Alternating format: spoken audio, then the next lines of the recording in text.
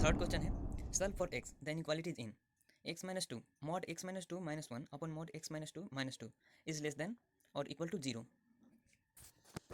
हम इसका सोल्यूशन देखते हैं। मान लेते हैं सबसे पहले कि हमारा मॉड एक्स माइनस टू है, उसका वैल्यू वाई है। यहाँ पर ऊपर और नीचे दोनों जगहों पर हमारे पास यहाँ पर मॉड एक्स माइनस टू है। इसलिए हम सिंप्लीफाई करने के लिए, प्रश्न को आसान बनाने के लिए, हम इसको अभी कुछ समय के लिए मॉड एक्स माइनस टू को हम वाई मान लेते हैं यहाँ पर। ठीक है, तो हमारा इक्वेशन हो जाएगा x minus one upon y minus one upon y minus two is less than और इक्वल टू वन। अब देखिए y minus one upon y minus two is less than और इक्वल टू जीरो है, मतलब कि आज हमारा जो नंबर है वो निगेटिव है या फिर जीरो है। देखिए जब भी अगर हमारा ये number y minus one upon y minus two zero हो, तो निश्चित रूप से वाई माइनस वन को जीरो होना होगा और वाई माइनस टू को उस केस में माइनस वन होगा। वाई माइनस वन को जीरो होना ही होगा। तो अन्यथा क्या होगा, अन्यथा वाई माइनस जो वन होगा वो निगेटिव होगा या फिर वाई माइनस टू निगेटिव होगा। इन दोनों में से किसी एक को निगेटिव होना होगा, तब ये निगेटिव नंबर आएगा। दोनों निगेटिव एक साथ नहीं हो सकते, वाई माइनस वन और वाई माइनस टू दोनों एक साथ निगेटिव नहीं हो सकते। तो हम इनसे क्या प्राप्त करते हैं, प्राप्त करते हैं कि वाई माइनस वन या तो निगेटिव हो या जीरो हो।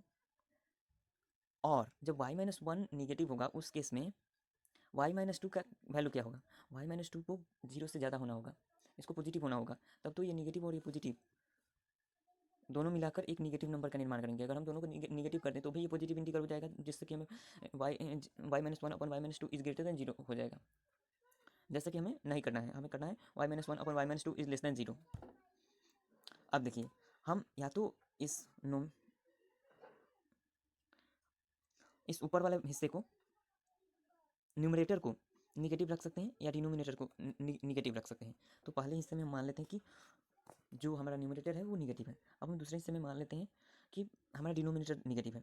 तो डिनोमिनेटर क्या हो सकता है, देखिए जब डिनोमिनेटर निगेटिव होगा उस केस में क्या होगा, उस केस में हमारा वाई माइनस वन होगा वो या तो जीरो हो सकता है या जीरो से बड़ा हो सकता है, हमेशा वो पॉजिटिव हो सकता है, निगेटिव नहीं हो सकता।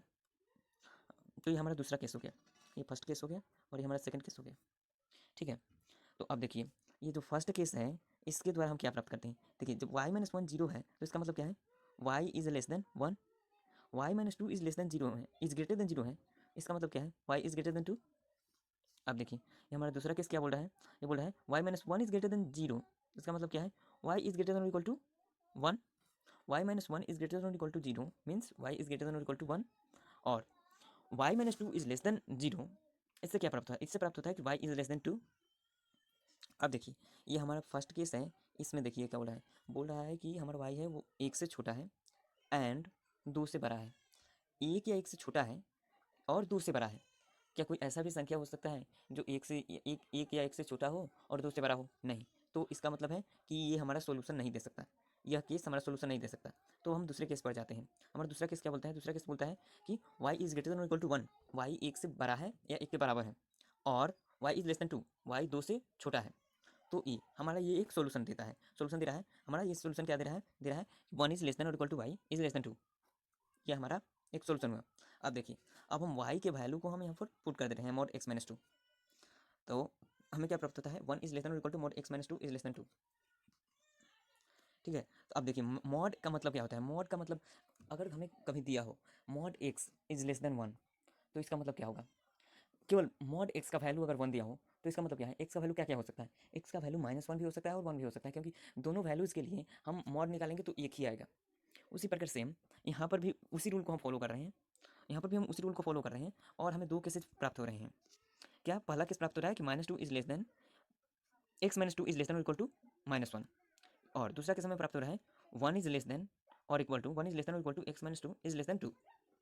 हम इसमें इस इस इनइक्वालिटी में सभी टर्म्स में प्लस टू करने पर प्राप्त करते हैं zero is less than x is less than और इक्वल टू वन, और इस इनइक्वालिटी में सभी टर्म्स में दो जोड़ने पर हमें प्राप्त करते हैं, हम प्राप्त करते हैं थ्री इज लेस देन और equal to x is less than four.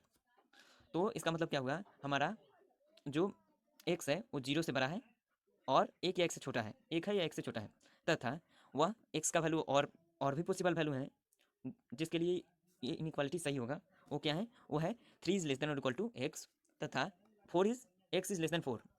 तो इस प्रकार हमारे एक्स का वैल्यू इन दोनों इंटरवल्स के यूनियन में बिलोंग करेगा, यूनियन सेट में बिलोंग करेगा।